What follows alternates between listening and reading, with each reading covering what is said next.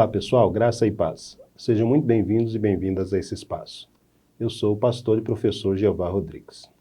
No nosso último encontro, apontei algumas razões prováveis que podem influenciar uma pessoa a tornar-se ateu ou ateia. Chamei essas causas de acidentes de percurso na jornada da vida. Tratei com maiores detalhes sobre o acidente moral, o acidente espiritual e o acidente psicológico, e me comprometi a discutir de modo mais detalhado sobre o acidente físico, que geralmente se expressa a partir da constatação da presença do mal no mundo, em contraste com a crença na existência do Deus Todo-Poderoso, onisciente e bondoso. Isso não parece contraditório? Se Deus existe, e é tudo isso, por que então existem tantos males no mundo? Por que pessoas inocentes sofrem o tempo todo? No decorrer da história da humanidade, esse dilema tem levado muitas pessoas a aproximar-se de Deus ou a distanciar-se dele. Essa aparente contradição, geralmente denominada problema do mal, será o tema da nossa prosa de hoje. Para responder a esse dilema, quero convidar você a tomar um café comigo e a me acompanhar até o fim deste vídeo nesses 2 dedos de prosa sobre teologia.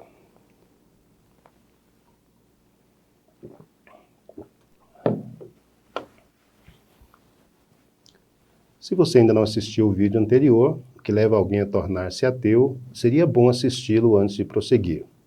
As reflexões nele apresentadas são fundamentais para compreender com maior clareza aquilo que eu vou compartilhar com você adiante. Se os conteúdos que você já assistiu até aqui têm abençoado a sua vida, inscreva-se agora mesmo neste canal e compartilhe esse link com seus amigos e amigas. Deixe o seu like e registre os seus comentários. Teria o maior prazer em interagir com você. Ative o sininho e você será informada de cada nova publicação do canal. Eu conto com você para juntos alcançarmos o maior número de pessoas possível. Divulgue esse canal. Dito isso, voltemos ao tema da nossa prosa de hoje. Se Deus realmente existe, como explicar a presença do mal no mundo? Esse questionamento é tão antigo quanto a própria humanidade. Ele aparece, por exemplo, em um dos registros literários mais antigos da história da humanidade, o livro de Jó. Através da história de Jó, percebe-se claramente o dilema da existência do Deus Todo-Poderoso, onisciente e bondoso, em contraste com o sofrimento de Jó, que mesmo sendo declarado justo, perde todos os seus bens, seus filhos, e ainda é acometido por uma enfermidade avassaladora e aparentemente incurável. Por que o justo sofre? É uma pergunta que perpassa toda a narrativa de Jó. O livro dos Salmos também apresenta vários episódios em que seus autores se encontraram diante desse dilema. Um texto muito conhecido é o Salmo 73, onde Asaf registra claramente sua frustração por não entender a princípio o porquê da presença do mal no mundo, do sucesso e da prosperidade dos ímpios, enquanto os justos e inocentes sofrem e são injustiçados. Essa narrativa é tão bela que vale a pena reproduzir um trecho dela. Esse registro encontra-se no Salmo de número 73, versículos de 1 a 16. Certamente Deus é bom para Israel, para os puros de coração. Quanto a mim, os meus pés quase tropeçaram, por pouco não escorreguei, pois tive inveja dos arrogantes quando vi a prosperidade desses ímpios. Eles não passam por sofrimento e têm um corpo saudável e forte. Estão livres dos fardos de todos, não são atingidos por doenças como os outros homens. Por isso o orgulho lhes serve de colar e eles se vestem de violência. No seu íntimo brota a maldade, da sua mente transbordam maquinações. Eles zombam e falam com más intenções. Em sua arrogância ameaçam com opressão. Com a boca arrogam a céu e céus e com a língua se apossam da terra. Por isso seu povo se volta para eles e bebe suas palavras até saciar-se. Eles dizem: como saberá Deus? Terá conhecimento o Altíssimo? Assim são os ímpios, sempre despreocupados, aumentam suas riquezas. Certamente me foi inútil manter puro o coração e lavar as mãos da inocência, pois o dia inteiro sou afligido e todas as manhãs sou castigado. Se eu tivesse dito, falarei como eles, teria traído os teus filhos. Quando tentei entender tudo isso, achei muito difícil para mim. Esse último versículo em particular resume bem a complexidade do dilema. Quando tentei entender tudo isso, achei muito difícil para mim. No final dessa prosa, vou retomar as narrativas de Jó e de Asaf, no Salmo 73, para você entender como eles enfrentaram esse dilema. O problema do mal não foi percebido e abordado somente em perspectiva bíblica ou das grandes religiões mundiais. Fora do campo religioso, esse dilema também foi abordado em perspectiva racional. Um dos exemplos clássicos desse tipo de abordagem é o conhecido paradoxo ou trilema de Epícuro de Samos.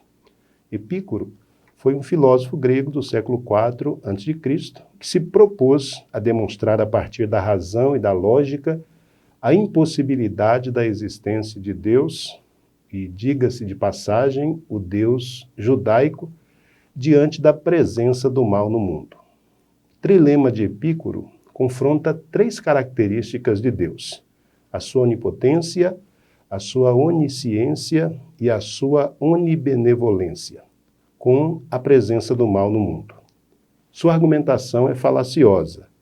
Uma falácia é um engano com aparência de verdade, e é elaborada de maneira a afirmar duas características divinas e a negar uma terceira.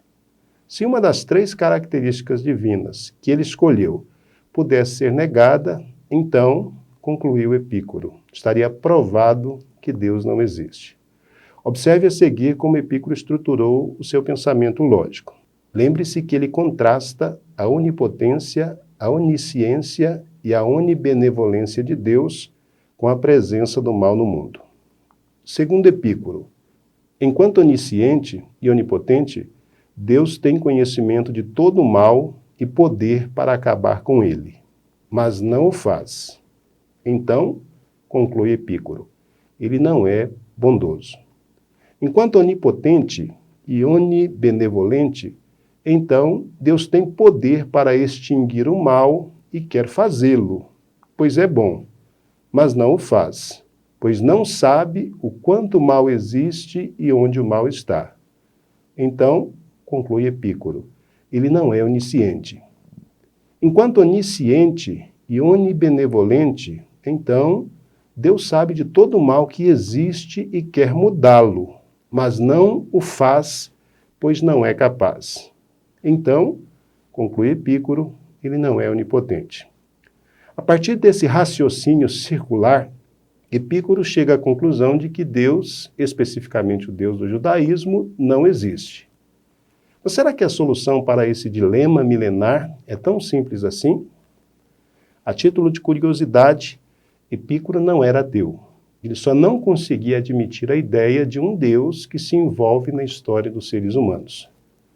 O raciocínio de Epícuro aparece de maneira mais simplificada no século XVIII, a era do Iluminismo, nas seguintes palavras de um filósofo cético e historiador britânico chamado David Hume, que viveu entre 1711 e 1776. Essas são as palavras de David. Ele, Deus, deseja prevenir o mal, mas não consegue, então é impotente. Ele consegue, mas não quer, então é malevolente. Ele é capaz e também quer? David pergunta, de onde então vem o mal? Para Hume, a presença do mal no mundo, o sofrimento dos inocentes, por exemplo, era uma evidência clara de que não é possível afirmar a existência de um Deus onipotente e bondoso. Como Epícuro, David Hume não era ateu. Ele só não conseguia admitir a possibilidade de um Deus que interfere de modo ativo na história da humanidade.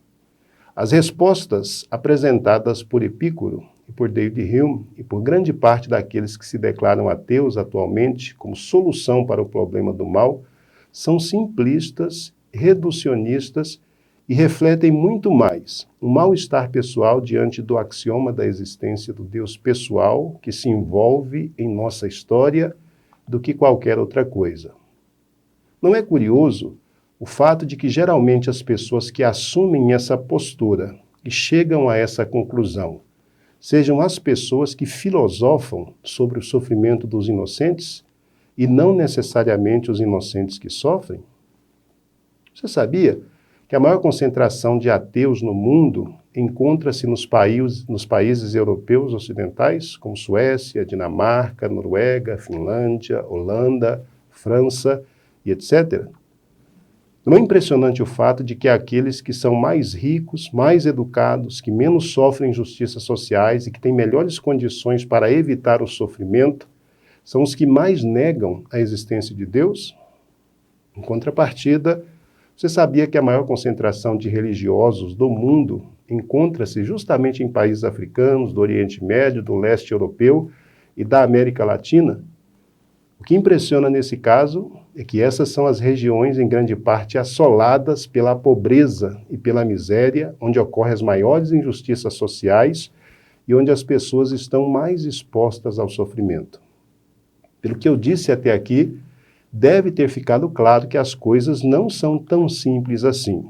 Não se pode simplesmente afirmar que a presença do mal no mundo é uma prova da não existência de Deus. Se essa premissa fosse verdadeira, as regiões do mundo mais pobres e mais expostas às injustiças e aos sofrimentos deveriam ocupar a linha de frente do ateísmo. Pelo que vimos através dos dados estatísticos apresentados, é o contrário que acontece. Avaliações simplistas e reducionistas são sempre perigosas. A complexidade do ser humano e o fato de que ele é um ser em perene construção torna imprevisível sua reação diante da presença do mal no mundo. Em última instância, todos reagimos de modo singular às vicissitudes da vida. O resultado final de nossas escolhas dependerá da maneira com que interpretamos as adversidades da vida ou a presença do mal no mundo. No fim das contas, afirmar ou negar a existência de Deus é sempre uma questão de fé que culmina em uma escolha. E aí? Como a teologia finalmente lida com esse dilema? Isso eu vou compartilhar com você na segunda parte dessa prosa. Vejo você no próximo encontro. Que o Senhor te abençoe e te guarde. Shalom. Paz.